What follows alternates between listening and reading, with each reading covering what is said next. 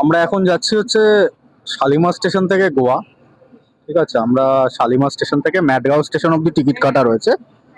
এটা থাকে হচ্ছে, এই ট্রেনটা আমরা অমরাবতী এক্সপ্রেস, অমরাবতী এক্সপ্রেসটা বেসিক্যালি থাকে হচ্ছে সোম, মঙ্গল, বৃহস্পতি আর হচ্ছে শনিবার। এবার এটা প্রায় 40 ঘন্টার জার্নি। দেখা যাক কেমন হয় জার্নিটা, আশা করি ভালো লাগবে।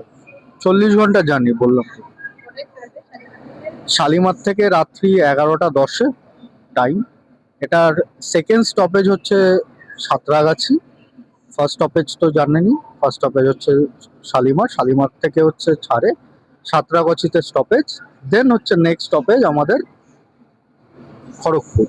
এইভাবে গিয়ে আমরা তারপরে আমরা উড়িষ্যার ভেতর দিয়ে ঢুকবো আস্তে আস্তে। বেসিক্যালি এটা সেকেন্ড টাইম আমার গোয়া। ফার্স্ট টাইম আমি বম্বে হয়ে গেছিলাম।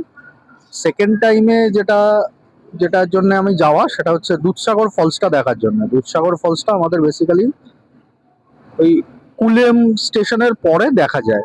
তো আমি একটা সাইড লোয়ার সিট পেয়েছি, দেখা যাক হোপসো কোন দিক থেকে দেখা যায়, বোঝা যাবে। Thank you.